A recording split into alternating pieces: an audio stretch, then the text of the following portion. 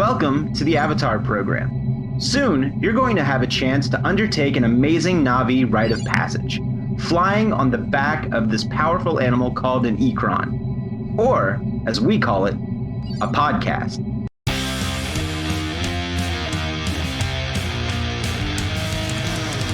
There are thousands of Disney podcasts on the internet, and this is one of them. I'm Jake. I'm Josh. I'm Jordan. And you're listening to... Mutineers!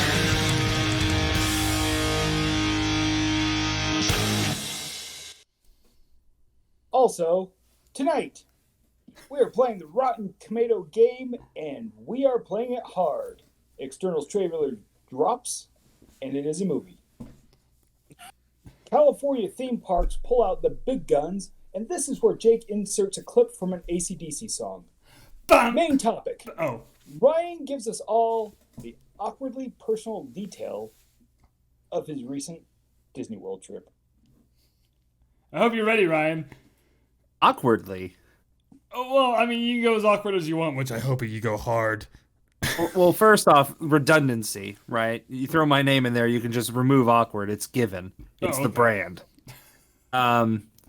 But yeah, no, I have all the deets, A to Z. I'm ready. All right, I am ready to listen to my muggy buddy tell me the deets of his trip. God damn it! I thought we were stopping. 2 weeks ago! Don't think I don't have that written down, Ryan. I forgot. I didn't. Jake was waiting for it, I've waited 2 weeks. and I loved it. 14 sweet days. Oh, beautiful. I made matching shirts, Ryan. Okay, I'd actually wear that. Okay, yes. Awesome.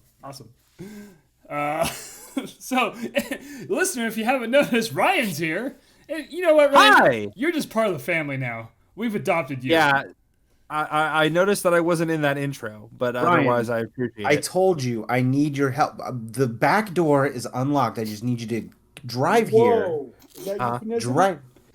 You say that every week that Ryan is on. Josh, the And back door has been unlocked. And I tell him that I need help. Ryan, I've been here for 5 years. I need you to get me out of here. Hey, who left this back door open? Hold on. Guys, let me shut this. Hold on. Oh, no! Oh, no! Hey, Jake, over here. Jake. Yeah, what? I'm just, hold on a second. No, wait, Jake, I gotta show you something. It's really important. I gotta. It's closed now. I just. Okay. Did you lock? Jordan, what were you saying? Did you lock it? Jake? Yeah, it's locked. Okay. Jordan, I just got back. It's locked, dude. There's no getting in it. Man, I'm sorry, man. there. I knocked like one time. Oh, guys. The cat almost All right, got well, out. That was a close one. What were we saying? We have news or some shit? I don't know. Oh, before we get into that, I do have... Look, I don't like to self-indulge, but I'm going to self-indulge a little bit. Guys, I released a new episode of my cartoon. What the heck is Jake talking about? What the heck is Jake talking about in this new episode of What the Heck is Jake Talking About? On this new episode of What the Heck is Jake talking about? Jake is talking about the horse statue of Denver International Airport, Blucifer. Well, his name is Blue Mustang, but no one's going to call him Lucifer. I'm going to be honest with you. Blue Mustang is much worse. that. Right? And have you ever... Now, Jake, That horse is fucking scary, especially when you drive to the airport at night. Yes. What, Jordan? Jake, correct me if I'm wrong, but I heard this horse was anatomically correct. Oh, that's the best part. It is anatomically correct. Where is it anatomically Kill the correct? builder? Everywhere. Didn't Everywhere? it fall off and kill the guy who built it? Oh, you got to watch the episode and find out, Josh. Everywhere, Jordan. Yeah, I did watch the episode. You didn't say which body part it was. I'm pretty sure it was the dick. Of course it's the dick. The Of fucking course. horse dick falls off. and kills Here's guy. the thing. If not any catching other on, part is of it, that Jordan? horse statue fell off, it would not be a horse statue. Do we agree? Oh, Like, literally, any other part, it wouldn't be a horse statue. So, I mean, they put the where do I dick know- back on. So this guy is laying there dead with a horse dick on him, and someone comes up and finds him, right? And they obviously reattached the horse dick. Yes. obviously. Like, that's the weirdest part of all this. Oh, that's the weirdest part? No, it's not. No, who fucking... I will give you the weirdest part. The weirdest part is this the horse one thing. guy who had to reattach it. One dude with like Elmer's glue. Did they use Elmer's? Hold on there. Did they use Elmer's glue on the horse statue? That'd be funny. Fucking made out of hooks. This horse is held together with horses! Horses! I just guarantee the one guy who's just putting that penis back on is like, yeah, this fucking sucks. Kind of like when you rub a balloon on your head and it sticks to everything with static electricity, but with horse dicks. Yes. It's just horse dick hair. Just Oh, hold on. How many horse dicks have you rubbed on your head? How many have you not rubbed on your head? At least 3, but that I have not rubbed on my head. I want to emphasize that I am not. Listen, An how many you know what, horses- Jake? You know what, Jake? It's called the scientific method. Look it up. Oh. I mean, let's just say I'm in the control group with my not 3 horse dicks on my head. Mhm. So you That can means you have every other horse dick on your head. correct. Not at the moment. It would have been great if they asked the guy who got trampled by the horse dick if he was okay, and he just responds with like, Trampled by the horse dick. I think we got our episode title. Trampled by the I horse feel like dick with Ryan every time I Stewart. fucking come on this show, you guys always name the episode after some shit that I said. I mean, that's how we name episodes. Trampled by the horse dick is Ryan's autobiography. Yeah. I would actually keep that just so everyone gets through it and they're like, I gotta get to this part where he's trampled by a horse dick. At the end, they're like, it was a metaphor. The horse dick was the friends we made all along while reading this autobiography. And I was trampled by it. Aw, that means a lot to me. So anyway, you can go watch that episode on our YouTube page. Just search for Mutineer Disaster Studios, or what the heck is Jake talking about, or Blucifer. Which, if you actually don't search for Blucifer, because if you actually do that, a bunch of like just videos about blue Ford Mustangs come up, and it's weird. And I'm not making that up. Yeah, I tried. That's weird, Jake. That's weird. I just wanted horse dick. And the rest of the horse. You know what? Just we need to move on, guys. All I heard is you say that you just want horse dick. Oh, we got our end clip. I got that. Do the Brazzers song. I don't. There's a Brazzers song? Very cool playing that off. I mean, I know the Pornhub drum beat. Boom. Okay, well.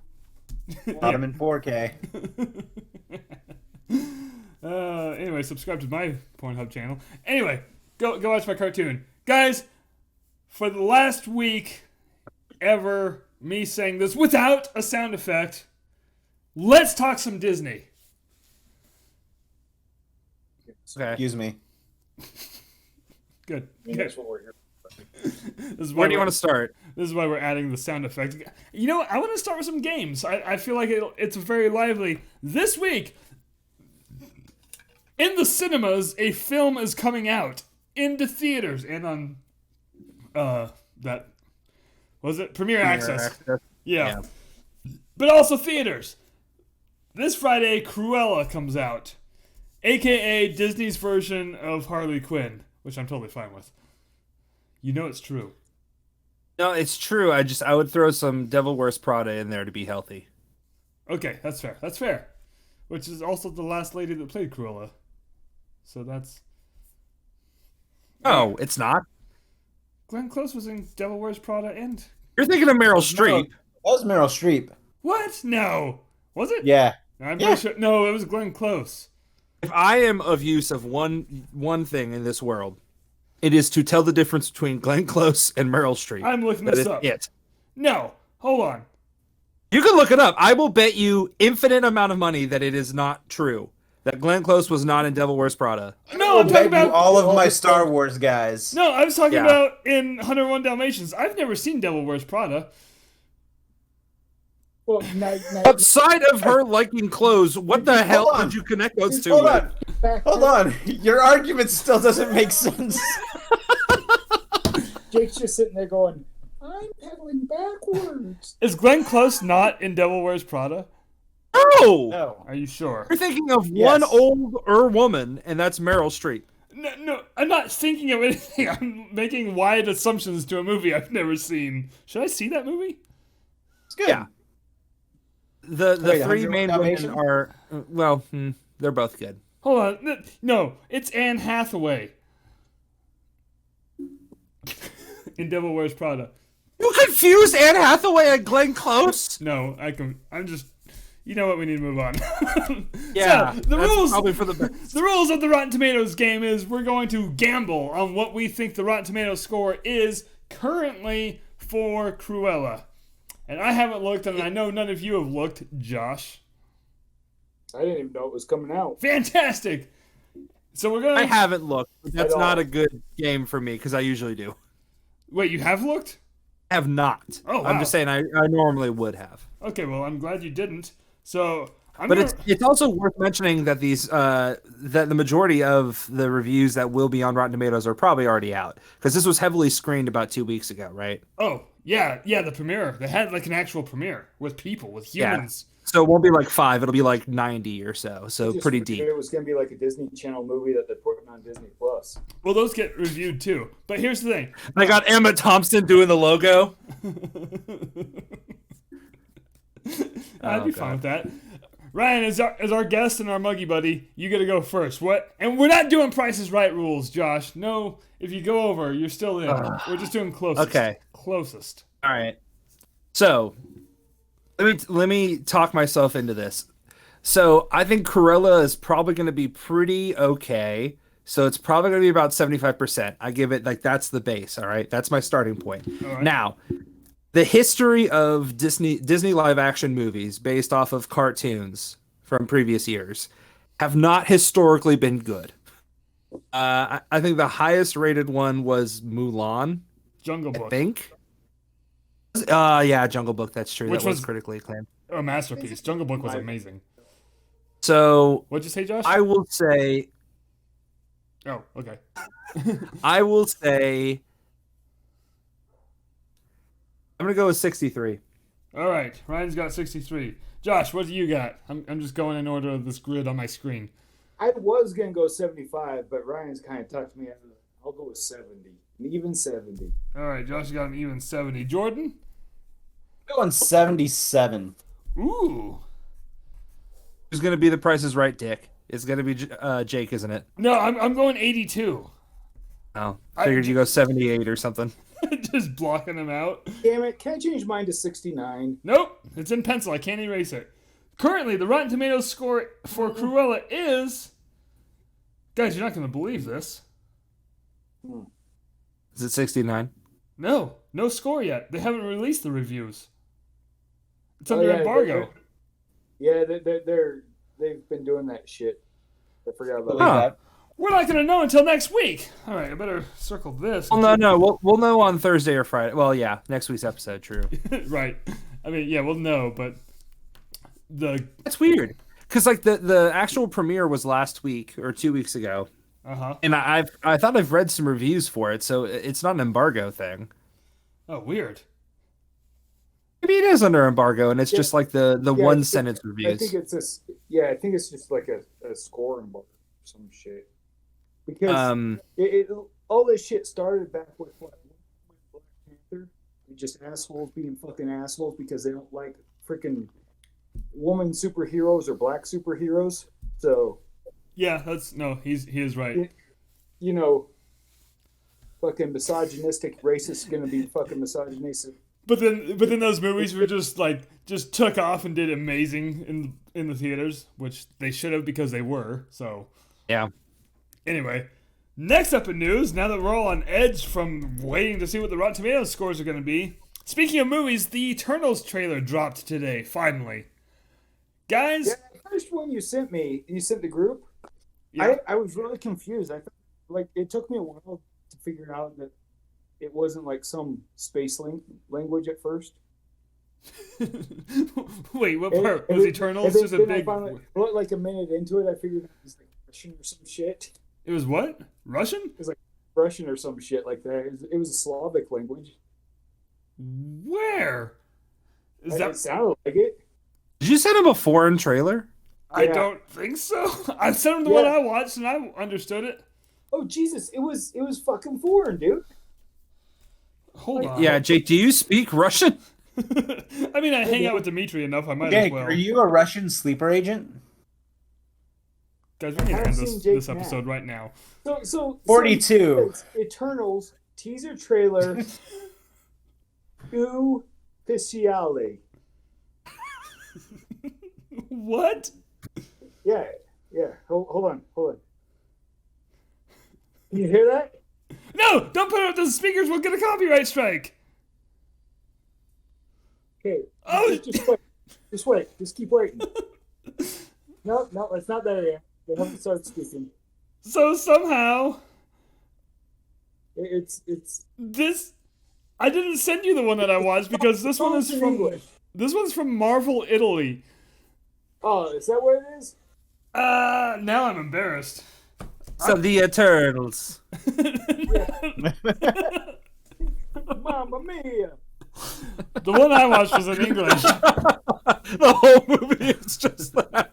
It's just all the voiceovers. I don't know what the fuck these guys are saying. All the voiceovers are just Mario and Luigi.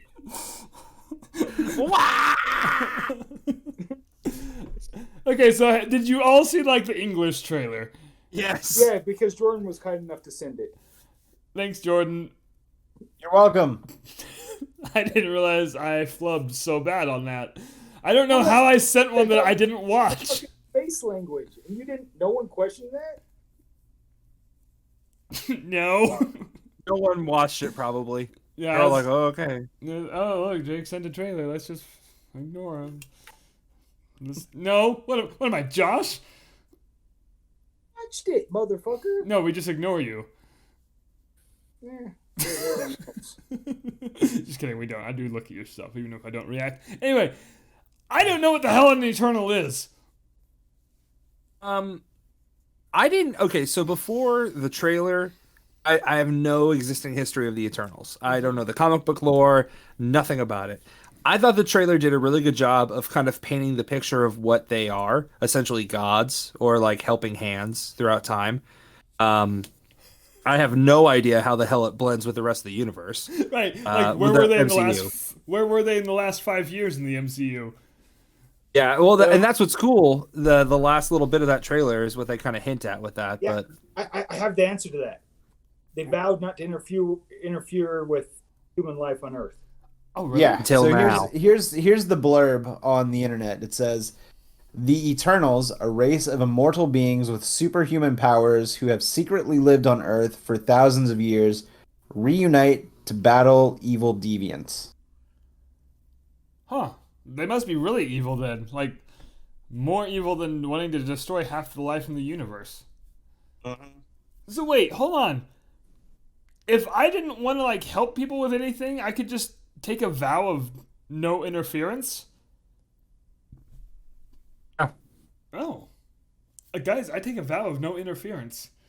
You're all on your own. welcome to the next episode of Sinner Showdown.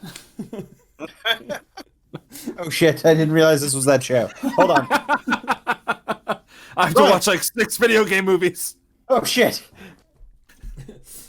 Speaking of which, just Wreck-It Ralph too good for you? Okay. Not a video game movie. Yeah, let's take some time on this one. I actually It's had a movie heavy about a debate. video game. It is a movie about video games. Like it's a video game character that they created that references video games. It's not a movie based on a video game. Plot and characters within the movie are not from a video game specific plot. Okay, so, like, we're going to put Wreck-It Ralph in the same category as The Wizard. No. Yeah. Here's my thing. You can't. You have to put Wreck-It Ralph in the same world as Ready Player One, because they do the same thing. It's referential stories. Just like the Wizard. Sure. Yes. I just want to put Wreck-It Ralph with the Wizard. Anyway, next up in news. With the guy from Star Wars in it?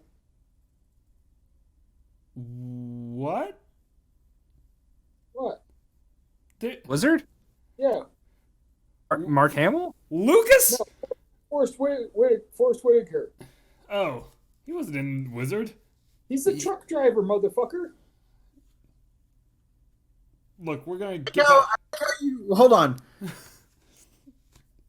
Josh just referred to Forrest Whitaker as the guy from Star Wars. Listen, Josh isn't wrong. Josh is not wrong. Forrest Whitaker was in a Star Wars movie. But when you say the guy from Star Wars, how many people do you think of in your mental Rolodex of Star Wars people before you get to Forrest Whitaker? He's not wrong.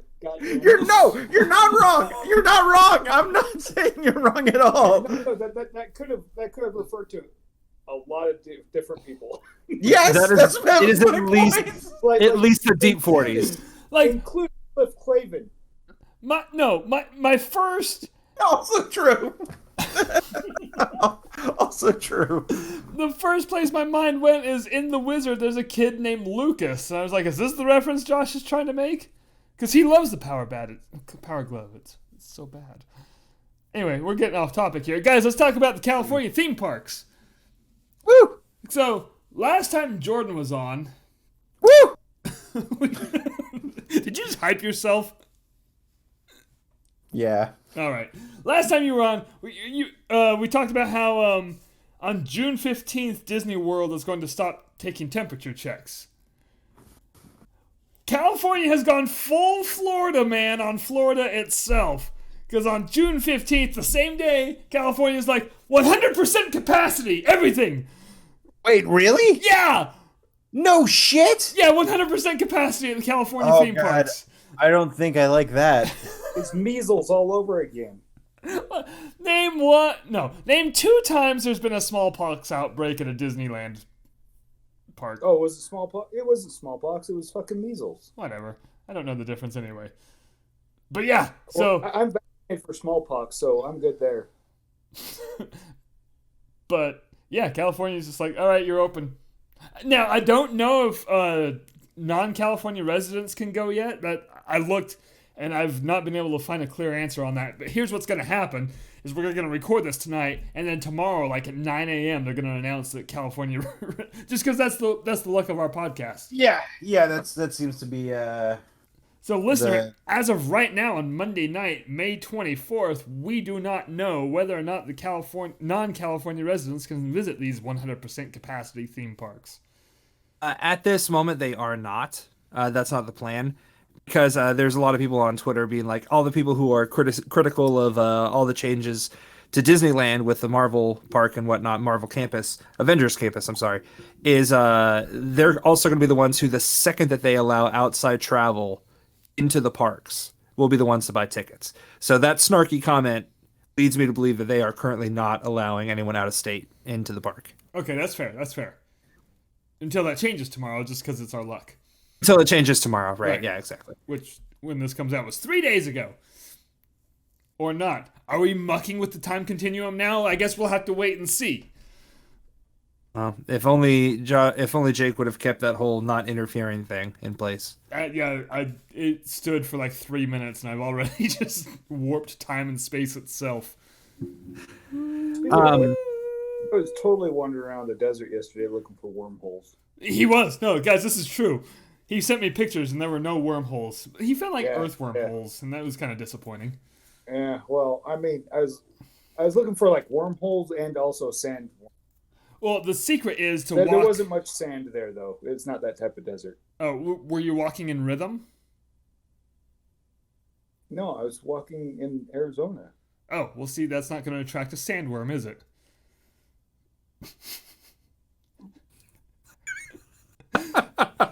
Now, speaking of Avengers Campus, we are going to spend next week's episode talking about all things Avengers Campus. So, listener, hold off till then. We're gonna cover it. We're gonna cover it all because next week, friggin' Avengers Campus opens, and I'm excited. Make sure you tune in live so you can hear it the night before it opens. Is that night or the week that it opens? No, it opens next Tuesday. We record next Monday, so yeah. Well, there you go. Yeah, right before it opens. It's gonna be Listen to it live. It'll be a party right here on Twitch, so follow us and prepare for that.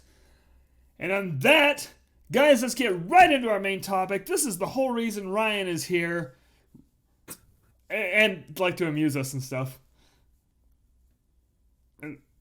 Anyway, Ryan went. That was awkward, which is good. Ryan went to Disney World, and we are going to hear all about it. Ryan. Yeah. So 2 weeks ago, for the faithful listener, I hijacked the feed for about 5 minutes because I was actually at my room in Coronado Springs for my first full day at Disney. So it's the first real trip that my wife and I have taken. I say real vacation. We've traveled to Florida during the pandemic, mostly at the end of last year. Going to like AW Dynamite Jacksonville to like meet my brother and everything or see him again. So this is the first real vacation we did, and it's no surprise to anyone that we chose Disney World out of all of them to do. But at the time, all the restrictions that they had in place, it made us feel really safe and secure, both vaccinated, like we were really feeling comfortable about it. So we booked it, and Jake, I keep thinking back to something that you said in the podcast where you said that you felt safer at Disney during the pandemic than you did in your like local supermarket. This is true, and yes, I did. And I was like, I don't know, man. This is a lot of supermarket. It's a lot of supermarket with a lot of people. And God, you nailed it. Like it's Right? strange. Yeah. How secure you feel there. Because like they really don't mind telling people to put their masks back on. Like if it's just like under their nose or something. Even if it's kids, like just walking up and be like, hey, put it up. So spoiler alert. The Friday that we were there, the last day that we were there fully, the CDC released their guidelines about the masks wearing outdoors, how you didn't need to do it if you were vaccinated. And then a few hours later, Universal dropped their news of we're not going to make you wear masks outdoors. So I was there the morning at Disney Springs that they decided Disney dropped, we're going to drop the masks outside if you don't want to. And I will say that at Disney Springs, I can't speak for the parks, but for Disney Springs, I'd say about 70% of people were still wearing their masks outdoors, which, was pretty nice to see a little bit of humanity or at least cautiousness, if not humanity. But outside of that, and even with that, I still felt pretty safe throughout the parks. So let's go ahead and start there. It felt very safe at the parks, but it was also my first time there. Where Mickey and Minnie's Runaway Railway was open, and Rise of the Resistance was like an actual choice or an actual option, not just this has been open for 2 days. Get the hell out of here! You're not getting in. So we did the normal park thing. What do you guys think? I feel like it's not really a Disney trip if you don't see Magic Kingdom. Like once you see Magic Kingdom, it feels like, or at least the castle, you're like, oh, it's a Disney trip. I agree with that. I totally agree with that. I usually start at the Magic Kingdom for that exact reason. I have modified it in recent years. That I've got to see the giant golf ball sometimes too. Yeah, that's weird because once I see the golf ball, then it's a Disney trip. So Animal Kingdom is usually the park that Chelsea and I go to first.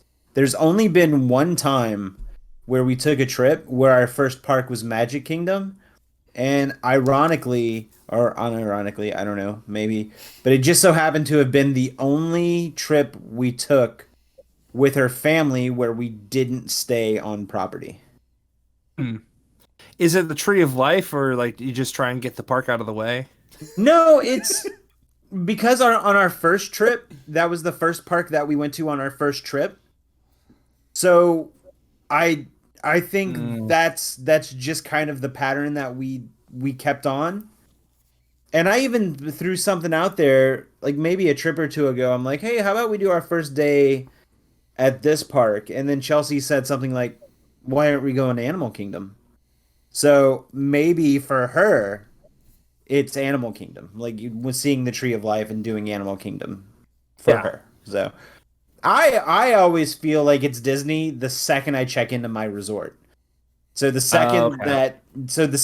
that I get on the Magical Express from the airport, and I have that nice 30-minute drive from the airport, and I'm watching the videos in the bus, like that's usually when I'm like, okay, all right, I'm good. And then I get to my resort, and I'm like, yes, the now I am ready to go.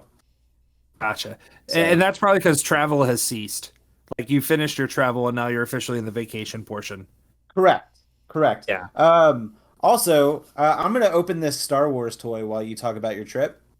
So you might hear a little bit of background noise, but continue. No, that's you're fair game. So Magic Kingdom is always the first one we tackle. Haunted Mansion is always the first ride we tackle if it's a possibility, and this was. So ironically enough, it was Magic Kingdom was the first and last park that we went to before in our trip, and Haunted Mansion was the first and last ride we did in our trip. Nice. So we just did Magic Kingdom all day, rested, and then we did actually have dinner reservations for Brown Derby, which is one of my favorite restaurants at Disney World. It's really good. Like The surprisingly good. bomb. Yeah. So hold on one second, Ryan. Did you guys pay for the park hopping this trip? Yes, Okay. we did. To And the point where I'm not gonna ever again. Wait, say that again. I think I'm to the point where I'm not going to pay for it ever. Why? Yeah, It just, to me, I don't think it's worth the price. sure. So for us, it was because a lot of the dining reservations that we wanted to make were at different parks, and we didn't want to commit to like all day at those parks. And also we like to park hop when possible, just because sometimes the day are a little bit better at one park than the other. If you're at Animal Kingdom at dark for any other reason than Pandora, I don't know what's going on, but that's what we did this trip. We did do the park hopper, and for anyone unaware, the pandemic rules of park hopping is after 2 p.m. you can go to any park you want. Before 2 p.m. you can't do it, which worked out with our timeline of everything. So we did that on Monday. Tuesday was an all Epcot day, and that was a lot of fun. I think we ended up eating at Coral Reef, which is my other favorite restaurant at Walt Disney World. And I'll go ahead and skip to Wednesday. So Jordan's aware of this because I texted him nonstop. Wednesday and Friday were our designated Hollywood Studios days. So those were the I'm going to try my damnedest to get my Rise of the Resistance ticket days. Woke up at 7, well, like 6:50, whatever. 7 a.m. Jake, you have a question? Just real quick before prior to this, you've never been on Rise of the Resistance, right? Never. Okay, No. continue. Just I needed And- that in mind. I had only done Smuggler's Run like once, and I was I don't know what you call it. It's like the third row. You're not the pilot. You're not the gunner. You're the Engineer. Thank you. I was the engineer. So essentially, In the back. yeah, way in the back. So we went to Hollywood Studios. I woke up at like 6:50. It was no chance on the tickets. They were gone within seconds, even though I did it right at 7. I was able to ride Mickey and Minnie's Runaway Railway, which fantastic. Right? So good. Much fun. So much fun. I don't know if it's enough to make me not miss the Great Movie Ride, but it's still a fantastic ride that I'm glad is there. Wait, someone actually misses the Great Movie Ride? Josh, no. No. This is fucking. It is the okay movie ride. It's a great ride. No, it's a ride about great movies. Great summer ride through air conditioning. I'll give you that too. Look, I'm going to hold on to as much Xenomorph in Disney World as I can get. And Great Movie Ride was the last living remnant of Xenomorph in the park. So That's fair. unless they bring back the alien encounter, and then I'll take it back. That But wasn't a xenomorph. It was just a random alien. no, the alien encounter was a Xenomorph at one time. They It was replaced it with a non. It was inspired by it. I thought it was an actual Xenomorph at one point. According to, I actually just watched this episode of Imagineering. Michael Eisner wanted it to be a xenomorph, and like it was a xenomorph in the planning stages right up until like literally the last moment, and then they imagined. So you're not wrong, at all. And then Like they had like the artwork for it and everything. It just never happened. Yeah, exactly. Okay. Yes, you are I'm correct. with you. And then they made it Stitch, and so. Anyways, missed great movie ride, but I'm not going to bitch about it because I enjoyed Runaway Railway. So, meat and potatoes, got it. So here's the thing. I was telling Jordan at 1 p.m. We got ready. Well, like right before 1 p.m. We got ready to do the virtual queue again, which is the only way that you can get passes for Rise of the Resistance. So we're sitting down at Rizzo's pizza restaurant. Yeah, whatever. Pizza Rizzo. Thank you, Pizza Rizzo. Thank you. So we were chilling out there, and we were trying our damnedest to get these tickets. And by the way, for any listeners who actually do go to Disney World pretty often, a trick for you. I will find the link for the person who sent this, and I'll send it to Jake to attach it to the episode somehow. But Brooke is her name, and she has this great hint where you open your phone about 5 minutes before, you close every app that you have. Every single app that you have, close out of it till it's nothing. Turn off your Wi-Fi. Use solely your cellular data. Do not use the park Wi-Fi, as sometimes it gets bogged down, and it doesn't work in some areas for some reason. And then you clear your entire party queue on your My Disney app. So then the only people in your queue are the people who you plan on getting tickets for Rise of the Resistance. And once you do that, right at 1 o'clock, enter the virtual queue, do your thing, and it works perfectly. And she said it works every time. I tried it 3 times this trip. Each time it worked. Whoa. So, yeah. Do that 100%. And I thought maybe it's just a park thing. If I try it again on Friday at 7 a.m., who knows? Got it, no problem. So, anyways, meat and potatoes. Got Rise of the Resistance, freaking out, so excited. Torrential downpour. Like, for anyone who's been in Galaxy's Edge, you know that there is nowhere to hide. Like, it is just downpour unless you're on a ride. So we're drenched, soaked, and while we're waiting, or while we're trying to get the rain to pass, Rise of the Resistance sends us a notification that we're ready. We're boarding. I was like, well, I'm stuck in torrential downpour. So we ran through the rain. We were like, well, we can either leave and come back another time, or we can run through this rain and try and get on this ride.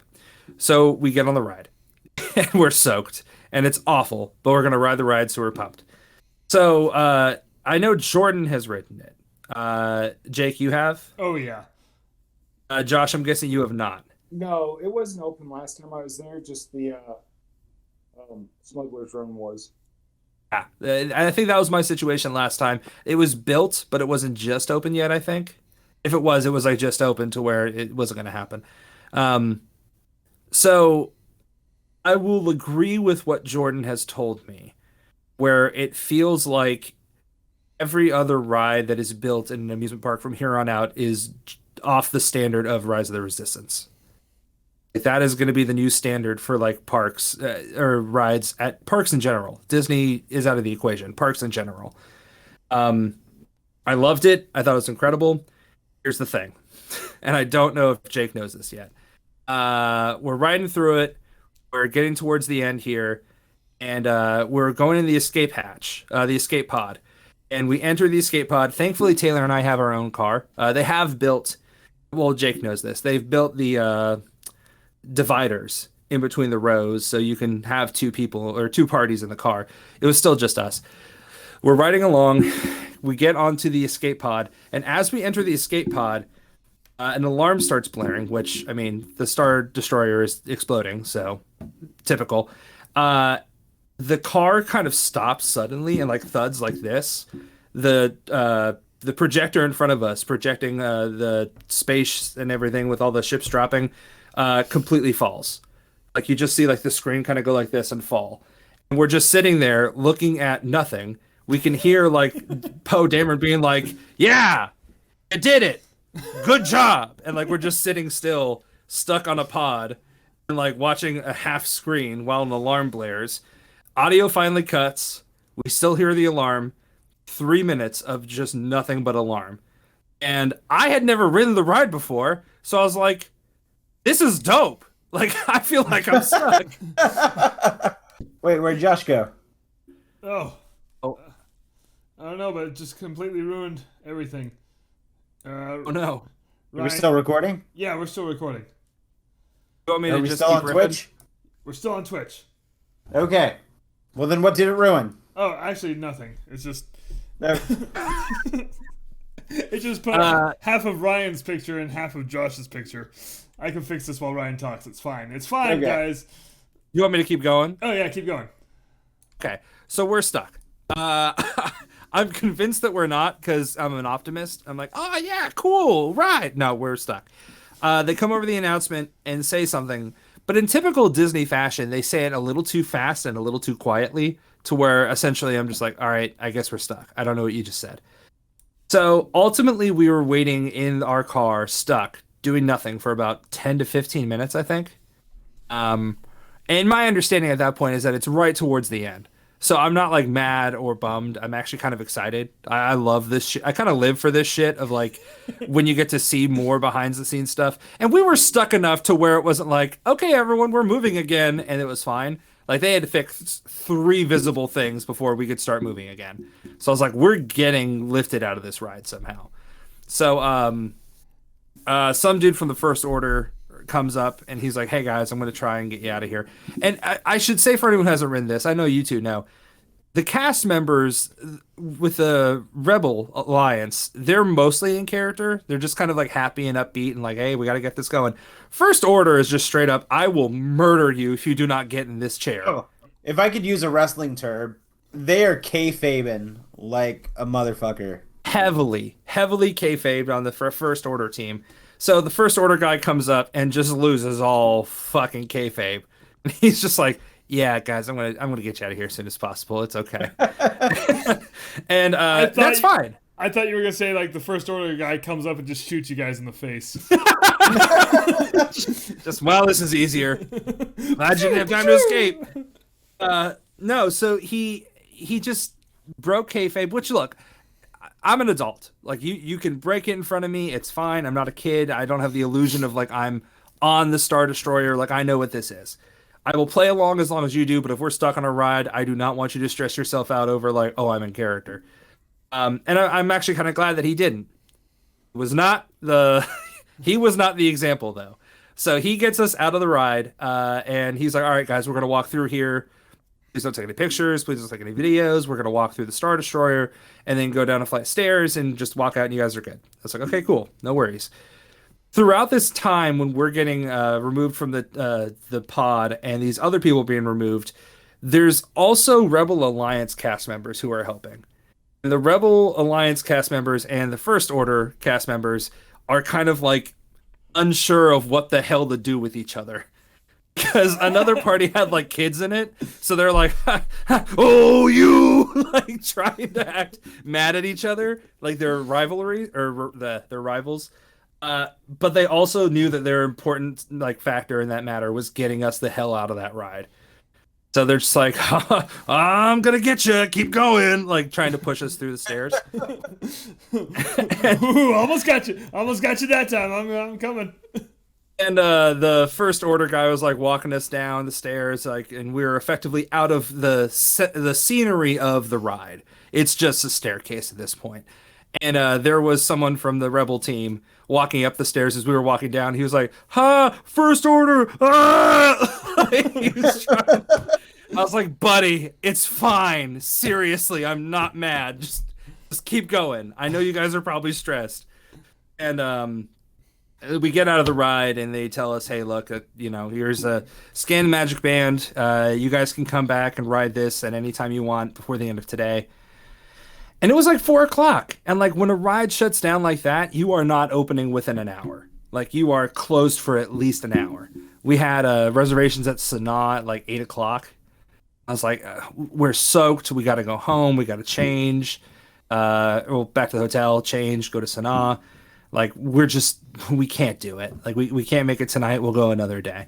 But I will say this, soaked to the bone, stuck on the ride, could not finish it. Still the best ride experience I've had at Disney World.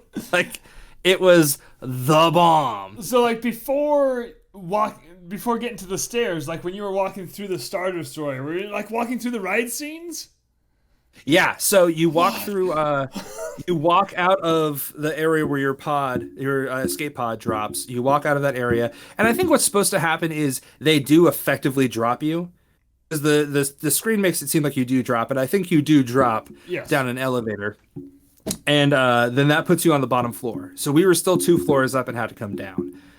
So we backed up and we were walking through that. We walked through the area where the animatronic of Kylo is trying to stop you and then gets like sucked out of the ship because it gets like blown up. Yeah. Because like something drops in front of him to like block him, so you can't see him anymore. Right. So when we walked through that, there was just that thing in front of him that dropped down. So we walked through that, and we were just about to walk through those guns, the artillery guns that like shoot in and out. And that's where the staircase was. Oh. But, I mean, like legitimately, it's not lost on you guys, but for the listeners or the watchers, viewers, I guess, the level of detail that they put into that, the queue, the ride, the scenery, just to make you feel like you're there, is unreal. And you completely forget that it's trackless, right? Like you're so busy looking at pretty much waist up, you stop looking down, and you're like, holy shit, we're trackless. Yeah, no, and there's a lot to look at. Yeah, there is. And we were lucky enough to ride it a second time because we got the virtual queue on Friday morning, thanks to that technique. And we got on the ride, and we just pretty much knew exactly what we were looking for, right? Like we knew what was coming, but we were looking at the things we weren't looking at before. And just the level of details of, I think one of my favorite things was when you're lifted right in front of is it the AT-AT or the ATST with the 4 legs? The AT-AT is the 4 legs. ATST is a chicken walker with Perfect. 2 legs. So the AT-AT, when you're walking or when you're lifted up, you see like a guy operating on the AT-AT, and he's like looking right at you, tells a stormtrooper. Stormtrooper grabs like a Gatling gun, and as you like turn the corner, he starts firing the Gatling gun, and you can see the lasers like flying past you and like hitting the wall, and you could see the wall change its like detail based on being hit, and it was just unreal both times that I saw it. Yeah, it was battle damage. I mean, they built. Okay, so help me with this. I do not think it's a mirror because I didn't see my reflection in it. Did they build 4 AT-ATs? No, it's a mirror. It is a mirror. Okay. Yeah, so, but it's at an angle, because I looked into it. So they built 2, and then the way that one in the back is angled, because it's like that door is kind of halfway shut, so you can kind of see through it, you know? Yeah. But you're just looking at the butts of the ones in front of you. Okay. Yeah, so I looked for the mirror, but I didn't see it, so I thought they built 4. But I mean, still, to build 2 of those suckers. Right? Like crazy. Yeah. For Star Tours, they couldn't even build an entire one. And then they put 2. And then they put 2 real ones inside of a building. Yeah. And you put the half one on the outside of a building. So here's the fun part. And this is really what it's all about. Like my wife, I was telling Jordan, my wife Taylor is a very big Star Wars fan. And I think it was bonding with her dad over Star Wars. But there was something about The Force Awakens with introducing Rey and really embracing Leia's side of the story, where she felt like, okay, it's actually for women again. Yeah. Like it's not this like dividing fandom of, oh, well, it's toxic masculinity, which it still was, but it had this like very good idea of like Rey and Leia and actually embracing this idea. So she was a big fan of it. It is a big fan of it, I should say. She knew nothing of the ride. Nothing. She was like, I haven't watched anything. I haven't looked at anything. Is it a roller coaster? Is it a boat ride? And I was like, yes. Like, just don't look at anything. It's all of that, sure.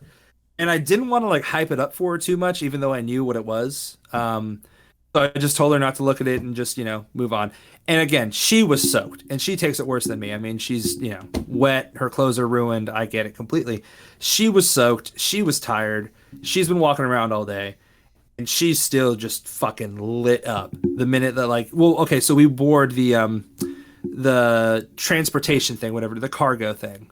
Which hold on, before you go a little bit more into detail, this might be the most impressive part of the ride to me. Yeah. Because you go in and then you do it like you walk in one side and you can clearly see on the other side of the transport that's the other door, right? Yeah. You're like, oh, we entered this side. It's gonna shake around to feel like we're flying, and then the other door is gonna open, and there's the ride building. That's what it's opening up to. Mhm. No, Exactly. no, we walked out the same goddamn door that we walked in, And then you were in space. that's what fucking blew my mind. Was that part? I'm like, Well, oh shit. I completely I think agree that's with what that. blew Taylor's mind too, right? Because I told her at any point now, from now on, we're on the ride. When we were waiting partially outside after the Ray hologram and BB-8 to board that cargo thing, I told her like this is the ride. Like from now on, this is the ride. And we stood in that little like pod area watching like Lieutenant Beck talk and everything, and she leaned over and she's like, "This is the fucking ride." Like I could hear her voice being like, I wasted fucking 5 hours for this shit. We're waiting next to a pole. This is the ride? And I was like, just calm down. It's fine. Like you're gonna be okay. So I think she was probably waiting for the same thing, right? We walked out one door, we're gonna walk out the other. And then when the same door opens and someone walks out, she's like, okay, that's interesting. What the hell is behind her? And she just walks out and it's the entire like I guess like the cargo entrance of the Star Destroyer. Yeah. Yeah, and all those stormtroopers are standing there, and there's like an actual fucking what can I think of it? TIE fighter. Okay. Thank you, TIE fighter. There's like an actual TIE fighter like lifted up and put up against the wall, and just the amount of detail. Like she cried, and she cried hard because it was like I'm in the movie. Dude, I almost I'm here. cried on that part. I was with my kids, so I had to suck it up. Otherwise, I would have. So No, dude, let that out. When we wrote it for the first time, we were with Jeremy and Kara from the Magic Geekdom. Mm-hmm. And whenever we walked out, I turned to Jeremy and I was like, that's the door we walked in from. And Jeremy's like, yeah, dude, this is pretty badass. Because he had already been on it a couple times. As a matter of fact, he was filming my reactions for his vlog. So, yeah, no, we ended up being the last of two groups of people to make our way into like where they sort you in the hallway, the hallway of the Imperial Star Destroyer or the First Order Star Destroyer. Yeah. Because I was too busy looking at all of the stormtroopers and all of the TIE fighters flying on the screen. Well, the screen, like, can we talk about, look, if this podcast just turned into people getting back from Disney World and writing that for their first time and we just gushed about this one room, I'd be totally fine with it. Because this first room in the Star Destroyer was the most amazing thing. Because that screen, dude, that looked like space. That had depth to it, right? Yeah. Like, the screen and the stormtroopers and, the subtle movements of the stormtroopers. So you're just like my kids were like, are those real? I was like, you know what? Yes, those are real stormtroopers. I think a good way to summarize it is the next day we went to Animal Kingdom and we rode the Navi River ride, whatever it's called, River Journey. Uh-huh. And we rode that, and it's like the second or third time that we have ridden that. But looking at the detail of that, I mean, and it's beautiful. It's serene and beautiful. That's pretty much it. That animatronic is mind-blowing, but that's pretty much it. But when you're looking, you can see, like, okay, that's a lantern. There's a light. Here's all of this stuff that, like, creates that. Like, you can see where things come from. This ride hides everything. Yeah. Yes. Everything is completely immersive to where if you look around, you are seeing what they want you to see. And that's it. So let me ask you this, Ryan, because I know the second part of this story, because spoiler alert, you were able to get another boarding pass, so you were actually able to ride it again uninterrupted the second time, which we'll get to that shortly. Bone dry, yeah. Did you? I can't remember where this part is in the ride, but did you get to the part the first time where Kylo Ren's lightsaber comes through the ceiling? Both times we did. Okay. That's the part where I'm like, I kind of want to know how that's done, but I also kind of don't want to know how it's done because I don't want it because I don't want to be able to unsee the magic behind it. Yeah. But the part where his lightsaber cuts through the ceiling, it's like, holy shit, how did that happen? Jake. I watched the thing about how that happens. Good news, Jordan. I still don't know how it happens, and I can't not see how it happens. That is one of the most effective effects I've ever seen. I have no idea how it happens. There's like 5 audible holy shit moments that my wife had, and I kind of shared them. One, even knowing it was coming, the cargo bay. When you walk out of the same door you walked in, you're completely transported. Because again, it's worth noting that when you're on this like little cargo thing, like the ship, you can feel it moving, but it's not like rocking and rubbing to where you're like, oh shit, we're definitely moving. It just feels kind of like someone's like tilting you left and right, and that's it. My only guess is that it spins. And while it's spinning, it's like rotating back and forth to make you feel like you're moving. And that's how the doors open and you're in the same doors, different area. And then it just like reverses itself. That's my only guess. I don't think it actually like moves. I think it just rotates. But nonetheless, that's one. 2, like seeing all those stormtroopers and walking through the hall and the rest of the queue being just you're immersed in the starship or the Star Destroyer. She was flipping out. That's 2. 3. The AT-AT. Oh, no, sorry. I'm getting ahead of myself. You are put in a prison cell to be tortured. Mm-hmm. And that whole thing is effective. They do a really good job with screens of making it feel like you're actually there, especially when Kylo uses his force and everything just kind of like drowns out the noise and it's just you and him in pitch black. Effective, but that wasn't the one.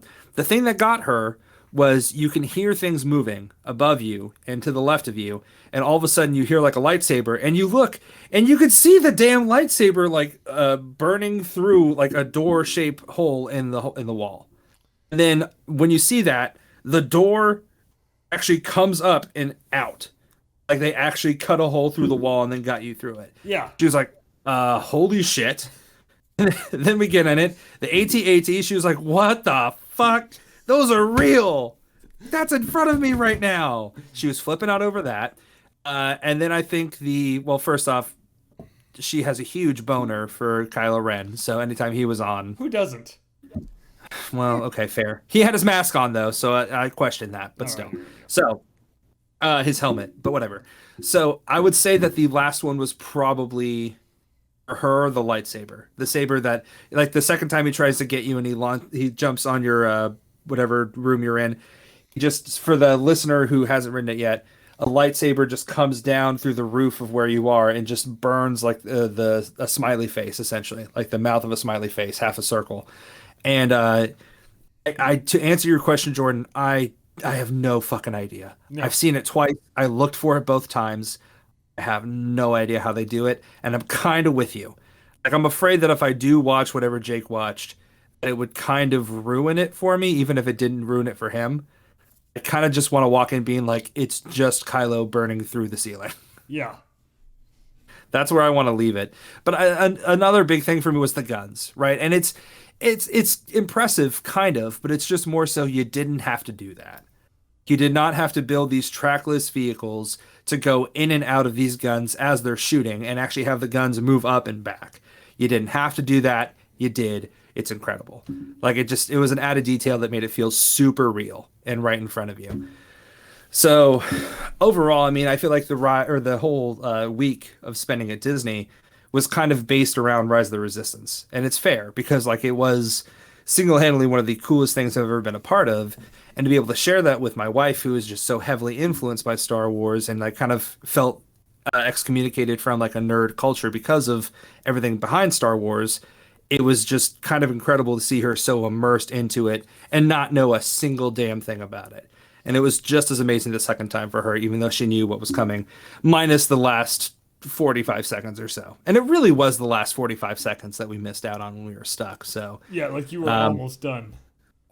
Yeah, and someone like told me, they're like, dude, you get stuck on like every ride when you ride Disney. Like you always post videos of like how you're stuck. Like, why would I ever want to go on it? And I was like, it's worth noting that when I say stuck, I just literally mean I'm not moving.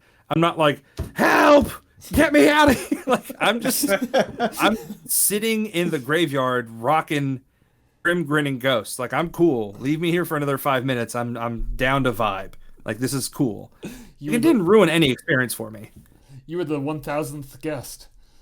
Yeah, well, I felt like it. There was the only time that I got stuck at Disney that I will not say that I vibed with was I ran into my ex-girlfriend. Wait, it keeps going. Hung out with her and her current boyfriend. Wait, it keeps going. We rode Pirates of the Caribbean together and sat in the same row, which was very cramped.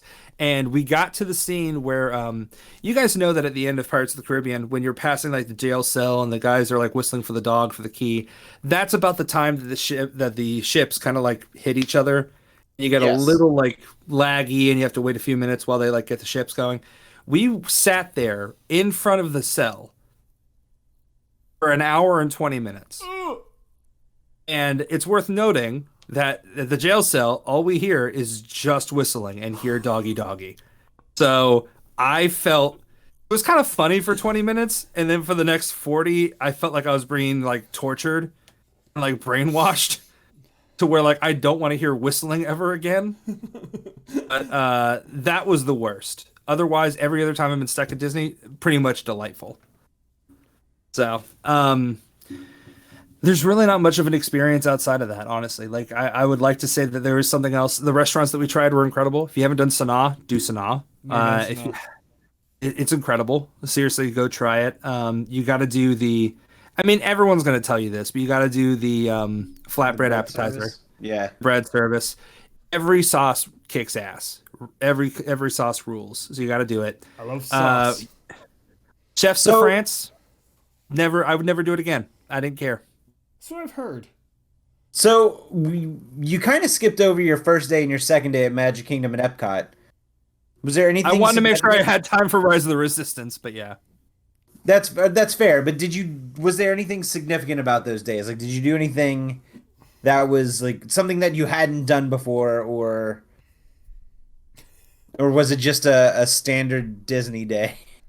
So Magic Kingdom, I would be hard pressed to find something I haven't done yet there. I've ridden every ride with the exception of the Enchanted Story with Belle or whatever, which isn't open, or the meeting with the princesses, which I've done some of them, not each of them, but again, that's not open during the pandemic.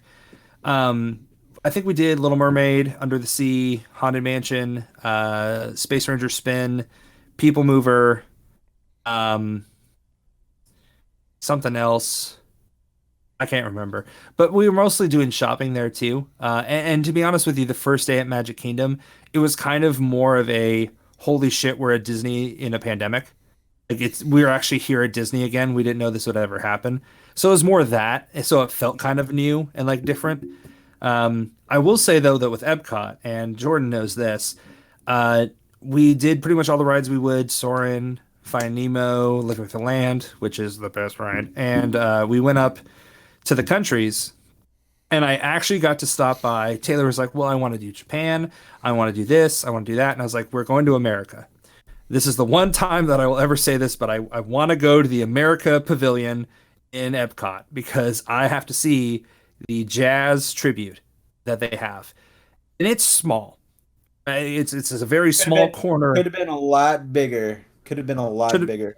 I think it should have taken up that whole area that's on the other side of that wall, which I didn't go in this time, but I know it's a tribute to like just American history of like artifacts and whatnot. You're not the only person. My buddy Sean Roselle on YouTube, he did a whole video about how Disney had every opportunity to tell a great Black history story with the history of jazz, and they just kind of, for lack of a better phrase, just kind of shit the bed with it.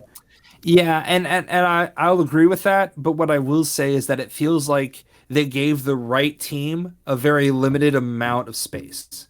If they gave the right team the right amount of space, it would have been perfect, because what they did have felt very thorough. It didn't just feel like, hey, we have Louis Armstrong's trumpet. Here you go. Hey, we got Bix's the little cornet thing. We're fine. Whatever. Move on. it felt like, well, here's the history of it, here's the meaning of it. They had what I didn't take pictures of.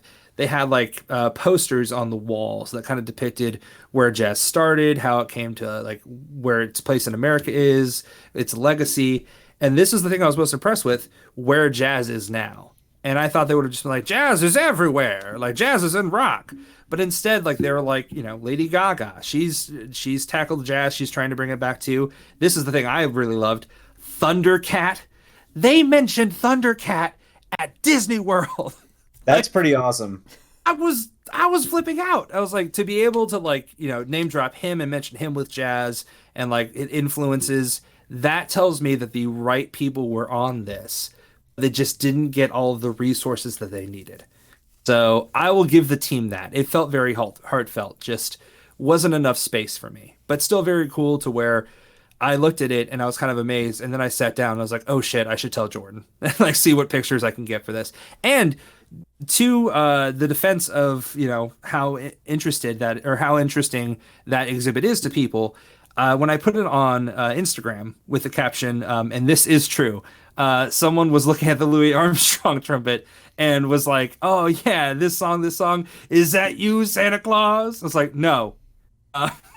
I did say that. But anyways, point is, I took a picture of that and I put it on Instagram. Like 5 people were like, what other things are there? Like, is there anyone else's instrument, anyone else's sticks, music notes, like anything? What is there? And can you send me a picture? Because they were teachers and they were like teaching these artists and the whole jazz method to like other people in their class. So there's a want for that stuff. And I hope that like Disney keeps that up, because I don't know when it dropped, but Soul came out in December. So it must have been like January or so, right? It didn't happen until, it was like February or March. Okay. So at least 2 or 3 months they've kept it up. I hope they continue to, because I don't know what was there previously, but it didn't feel like it was taking up used space. It used to be more like American artifacts, like the cotton gin or shit like that. The cotton gin is a piece of shit racist invention, but I think that's actually the subtitle of the cotton gin. Yeah. The cotton gin or shit like that. I think that's on there. Yeah. But yeah, we say it in a 1920s newsreader voice.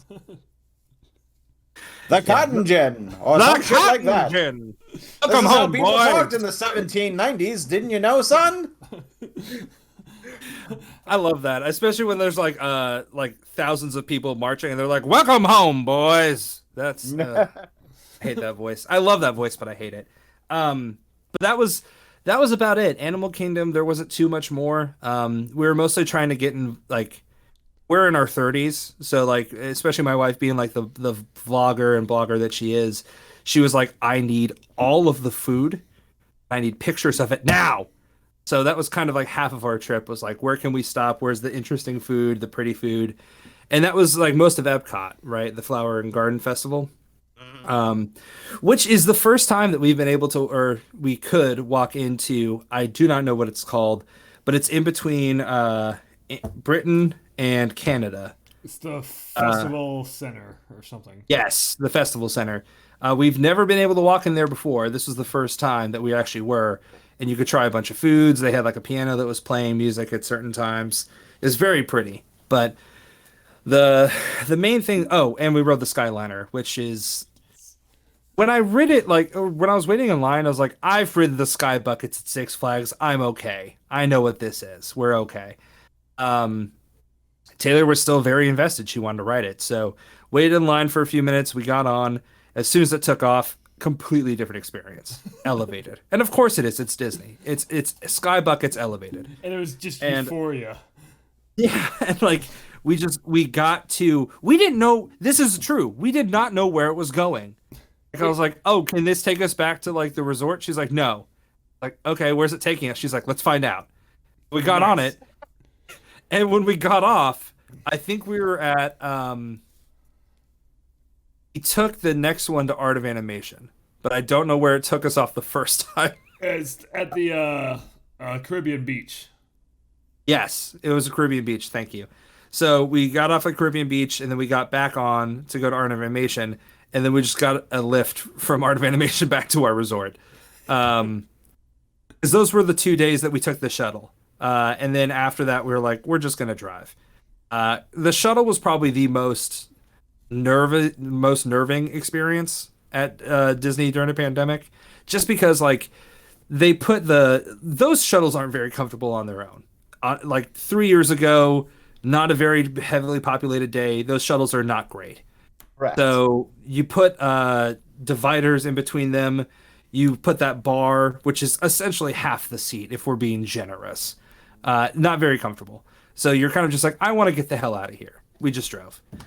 So I've taken up a lot of that time. But the point is, I had a lot of fun. It's surprisingly safe. Surprisingly secure and safe. I never once realized I had my mask on. You kind of forget about it. The Disney masks themselves are so comfortable. Oh, yeah, absolutely. Yes. The most breathable mask I've ever had. So those, I ordered a set of those online whenever they were $20. It was a pack of 4 for $20. Mm-hmm. They still are. And I should have bought more. I think like about a month ago, I saw on Shop Disney they were on sale for packs of 4 were $8, and I was thinking about getting a Marvel pack because I have two. I have an accidental 2 Star Wars packs because I ordered like the pack with it was the Haunted Mansion, the Tiki Birds, Space Mountain, and there was a 4th one in there. I can't remember what it was. Oh, Small World. And those were that's whenever they were doing like the version 1 where there was just like heavy cloth. Mm-hmm. Yeah. And I was like, well, I like these enough because they fit my face well. Like they felt comfortable. And so I was like, well, I'm going to get a pack of Star Wars ones. So I ordered a pack of Star Wars ones, I think just a few days after Christmas. And they came, and then a week later, I got another pack of the same ones. So Disney actually shipped it out twice, and I got 2 packs of the same thing. So I have the 8 Star Wars masks. Worth it. But Call that a win. But the second go around, they started using the new material that's lighter, but it feels like I never thought I could, the masks don't hinder breathing, but the lighter material made it felt like it was less heavy on my face. It If that definitely makes any feels sense. less. Like if you cover your mouth with your hand, that's kind of how like a normal mask feels to be. Like I can still breathe, but you very much feel it. Yeah. But if you put on those Disney masks, you still feel safe and secure, but it's so breathable.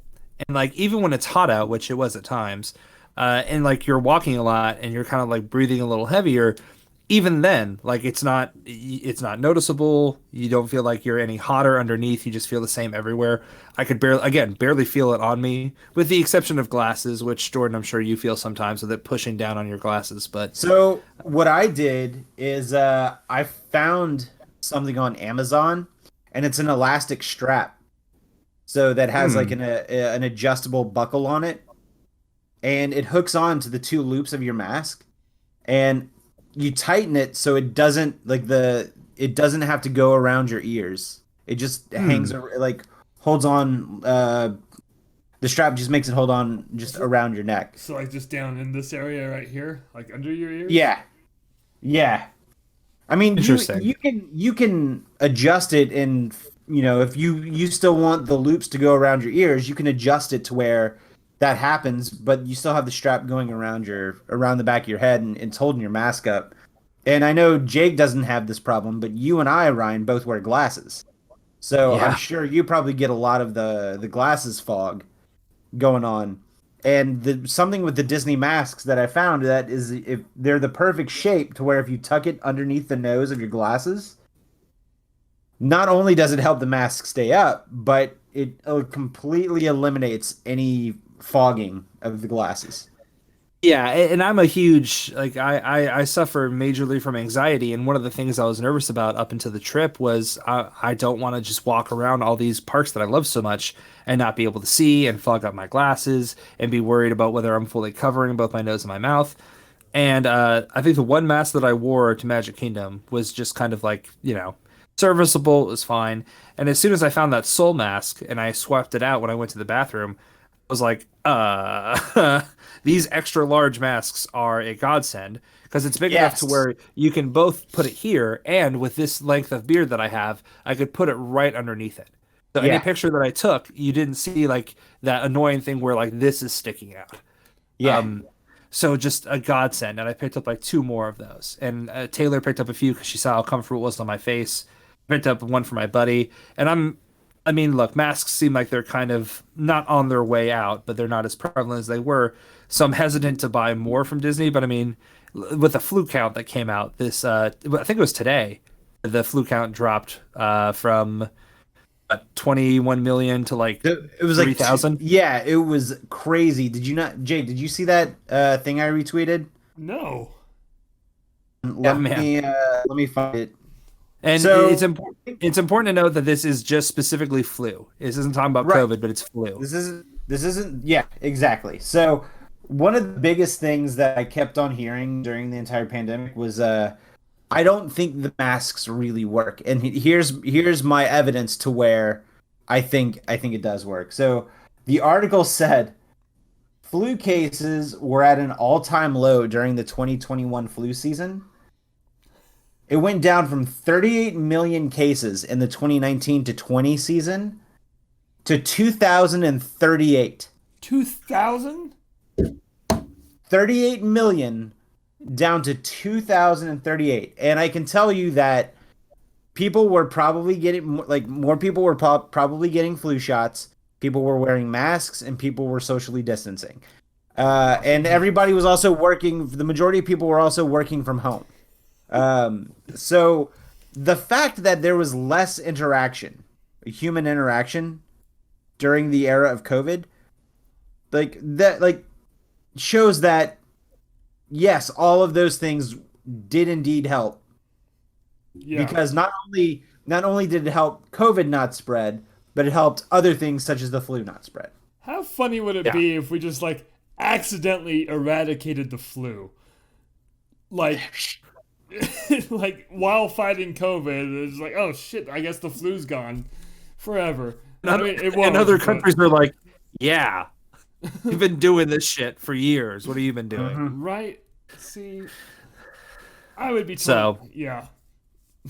The end result is maybe not so much now with all the, what you said, June 15th, they're opening all of the capacity. In California. Oh, not Florida? Not Florida yet. No, California beat Florida to that punch, which is wildly surprising. Look, summer months are pretty much here. Yeah, I'm with how quickly they changed their minds when the CDC released those guidelines. I think they're going to be pretty fast to respond. If CDC says, yeah, we could probably allow a little more wiggle room, they're like 100% capacity. Let's go. We're going to be wiggling all over this. I'm kind of surprised that California out Florida on that one. That one. That's still shocking to me. Yeah, and I don't know what California's cases look like versus Florida's, but especially if they're not letting outside states come in. I mean, Florida's certainly letting people do that. So yeah, I would also probably bank that on the percentage of people in the state that's vaccinated versus the percentage. Because I looked up Georgia's number, and I don't even want to know. Don't tell me. 39% has been double vaccinated. No, it wasn't 39. No, it wasn't? It was 30.9. 30.9 have been double vaccinated. And how many people, and what was it, how many people had been seeing, one dose, Jake? I feel like it was 40 or something, or 38. That's, okay, so my numbers were backwards. Yeah. Yeah. So was that 68% have been vaccinated? Well, no. Not fully. No. But when you say one shot though, are you talking about Johnson & Johnson or they just never got the second? One of the 2 doses. One of the 2 doses. So there were, it was what was the number again, Jake? You remember it? 38% or 39% for 1 dose. Yeah. So the majority, less than half of the state has had the first dose, and even less than that have had the second dose. So was it 29% of the people in the country, less than a third of the people in the not the country, our state, have been fully vaccinated? Yeah, so I got the numbers right here if you want. So, at least one dose, 38.7% of Georgians, and fully vaccinated, 30.7% of Georgians. So what's California's number? California is kicking ass. It's a little bit higher. So for California, at least one dose, they're at 55.4%. Okay. And fully vaccinated is 41.5%, which I'll take that. But there's also more people in California than there are in Georgia. Like that's a like especially around like the Anaheim and LA area, like that's much more densely populated. Yeah, and so like Yeah. even one shot does have some efficacy to it. So if you want to look at it just roughly, like half of Californians, aren't going to get this right now, like as of right now. Yeah. So- I mean, and as depressing as it may sound, I'm pretty happy with half. Half is a pretty good number in a world of, Facebook media and Yeah. Fox News. Right, exactly. And it's also not taking into account whatever kind of immunity those who've had the virus currently have, which I don't know the Sure. science behind that. I know that it's possible they can get it again, but it's possible. I that they need can't. some finality to it because there's a lot of people who have been like, well, I got it once, so I'm fine. Where I'm like, that's a very thin line to ride. Yeah, no, that's Right. no. So So, yeah, but overall, a great trip. I would totally go again in now times. Certainly when things get a little bit calmer with it. But who knows with what guidelines they open up or guidelines come out, what restrictions they put up. But with the way they had it, I was as comfortable as I have been, if not a little more so, at that park. yeah, completely agree. So That's good. yeah, I think that'll do it for today. Hey Ryan, thanks. Wait, hold on. No. No, it's not. Calm down. It's not gonna do it for today. No, Hey, buddy, I'm sure you're grabbing an action figure. You got to put your hands up because right now this is horrible positioning. No, I'm buffing my watch. That's what I was afraid of. Yeah. Also, my watch is my penis. Oh well. What time is it, girl? It's about skin o'clock. My favorite time. It's 4 skin o'clock. Um, Damn it. Did you pick up anything cool as far as like souvenirs or like because I know you picked some stuff up for me, but did you find anything cool where you're like, oh, this has to come home with us? Like, did you get anything super cool souvenir wise? Hence the name Muggy Buddies. I've clearly bought a mug. You bought a mug for me. Yes, I did. I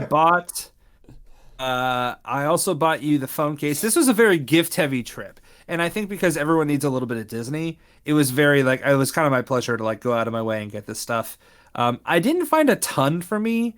I found a couple things for me. The thing that was pretty much a no-brainer, just the minute I saw it, was like, well, yoink, was I always look at the magic bands just to see if there's one specifically that kind of catches my eye, whether it's all color or a certain design.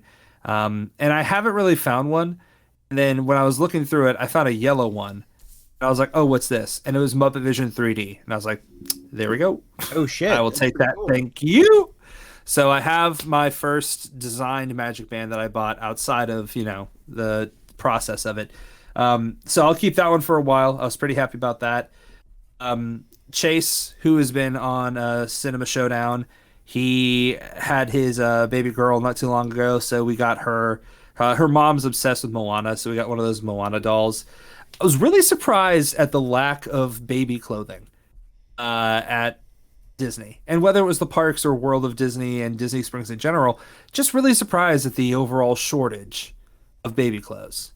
Do you know how much money I would have personally had to throw down if they had little Moana dresses, little Rapunzel dresses, and I mean for infants, not just my 5-year-old, right? Not my 5-year-old, but whatever. And I bought a lot of Black Panther stuff from my buddy Taylor. Oh, I will say the coolest thing that was picked up this trip was at Haunted Mansion. They now have little dioramas of scenes from the ride. And one of them is Madame Leota's. And Taylor actually bought it, and we have it set up, and I should have brought it down with me. But essentially, there's a base, there's 3 walls, 1 behind it and 2 to the side, and it comes with a table. It comes with a thread that you can put Madame Leota's ball in and then tie it to the side, so Madame Leota is like kind of hanging right above her seance table. And it's like a little diorama that you can have in your house for Haunted Mansion. Pretty It's cool. like, and it was like $20. It was like done. Easy. That's awesome. So When we Love were there the- last time, I impulse bought one of those ghosts in a jar. Did you see those? I did. Yeah. I didn't see what was really. Is it just empty? No, it depends on which one you buy. Like, you could buy a jar for different ghosts. I obviously got Hatbox Ghost. Right. You know, you tap the jar and it'll light up, and it has 3 different audio things that it plays. So, Gotcha. Hey, Yeah. can I just interrupt real quick and say that the Haunted Mansion dioramas are on shopdisney.com? Are they? I'm gonna go check these out. Yeah. I forget what the other one was. I don't think it was Graveyard. I don't want to say it was The Bride because I feel like Taylor would have. Is it The Bride? It was the bride. And we're gonna buy that too. She just picked probably Madame Leota out of the 2. Yeah, the only ones that are showing up right now are Madame Leota and the bride. Nice.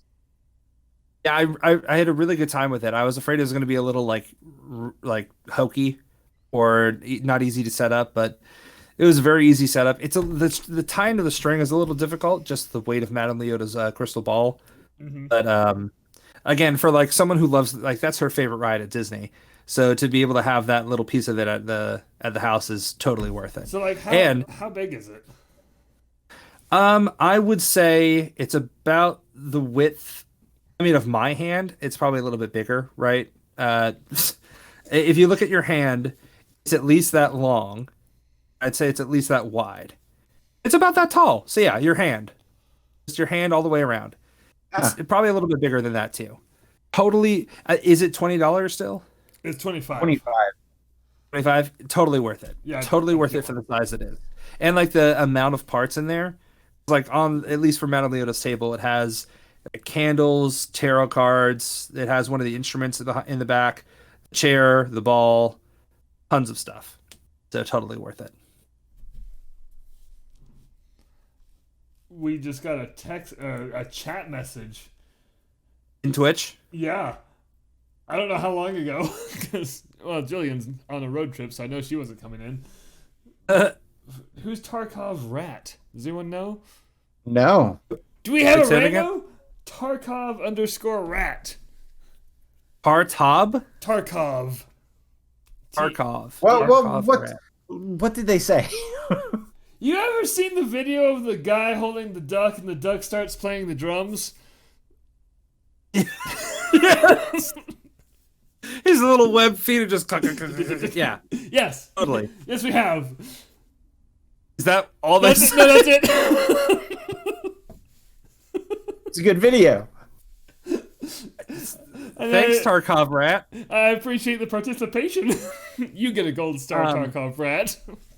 The last thing I'll say here is completely unrelated from Disney and probably gonna have to be on the next episode or maybe Cinema Showdown. I don't know. Jordan, I watched Army of the Dead and I know what you're thinking, and the answer is yes. There are very heavy Grease references in it. Should I Good. watch Army of the Dead? Yeah. Wait a minute.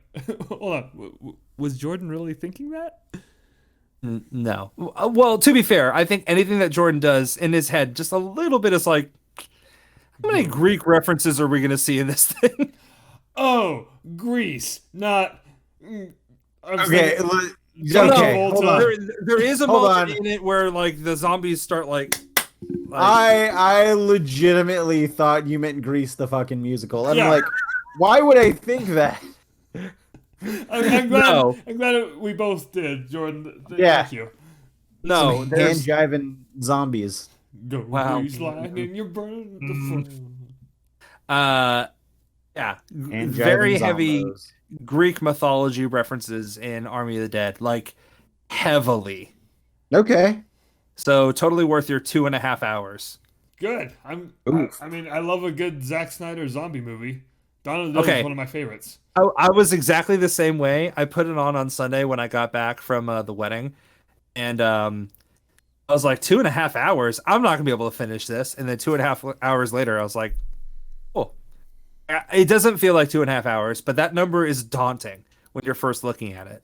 I mean, the last Zack Snyder movie I watched was 4 hours long, so This is the appetizer to that. yeah. Okay, yeah, no, we're good. So, okay, Jordan. Now should I stop the episode? Yeah, we can stop the episode. Okay. Hey guys, Ryan, thank you for coming on and telling us about Rise of the Resistance. Yeah, man. Thanks for having me come on here. Very scheduled and not just last minute popping on. You were past last minute last time. You were we were mid show, and this is not a complaint, sir. That was amazing. You can hide. You can put that on Coronado Springs Wi-Fi. Oh, I will. I threw shade. They're like, that's it. We're discontinuing the Mickey Mutineers sponsorship. Giuseppe, did you know about this? Why do you keep bringing Giuseppe into this shit? Because he is our financier. And Hold on, all sponsorship goes through Giuseppe. What? Choose your words. He's not. He's definitely not mine. He doesn't represent me. Well, no, he's like. Maybe he should. He's the finance department of the Mickey Mutineers. So it's not. He doesn't represent you as a person, but as a team. Giuseppe. Can we all agree on this? If there was never any more T-shirts that families made at Disney World of like drinking around the world or like whatever shirts they make, we'd be okay, right? How many most expensive day ever shirts did you see? Okay. The only good thing about them was seeing how many came out from the pandemic. Because I have seen social Disneying. That was one. I saw one that said, I'm sick of quarantine. Let's go to Disney. That's pretty good.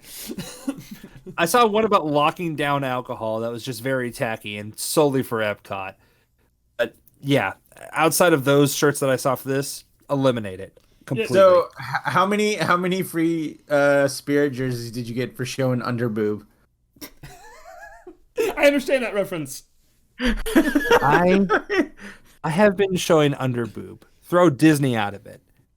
Everywhere I went for the past 33 years. I have been flashing under boob everywhere. I'm not I'm not knocking out the place of your work, Jordan. I've been showing significant under boob at that location, and I haven't gotten jack shit. It's true. TikTok influencers show under boob once, and they get Spirit jerseys. So yeah, that person also proceeded to get dragged all over social media. So yeah, well, also if I was hot, then maybe this would be a different thing. So my takeaway from this is that we just need to step up our underboob game. No, see, here's the thing. I don't know. If I step up, first off, underboob. If I step up underboob, it's boob. It can't show more underboob. It's just boob. True. So, that's not true. That's not true. Because if you had bigger boobs, you'd have bigger underboob. Like, where does underboob stop? Are we talking right? Well, listen, hold on. Are we talking like surface area underboob or like quality underboob? Like, is it quantity versus quality thing? I feel like in this situation it would be quantity because we're stepping up the underboob game, so we're more underboob. Okay. Yeah. I think Jake's right. It would be quantity. So you need bigger boobs to have then more coverage of under. But again, right? Where does that stop? Are we talking like bottom of the nipple? Nipple. I think as soon as nipple is visible, you're past under. Then you're right where the areola meets the skin, like the flesh. Right. But if we even like tape the nipple up, right? Like tape the nipple up and show more, then you're there. But the minute that like even like the areola is shown, you're done. Yeah, but also people with then it just looks stupid. people with higher nipples have an advantage over the rest of us. That's true, and they deserve the shirt. They've had so much trouble through life that they deserve that shirt more. That's nipple privilege. Not just any shirt, a Spirit jersey. And on that Nipple note, privilege. listener, if you've made it this far, I hope you enjoyed that. In fact, I hope you enjoyed the whole thing. If you did enjoy this, we are the Mickey Mutineers. And if you didn't enjoy this, we are Radio Harambe.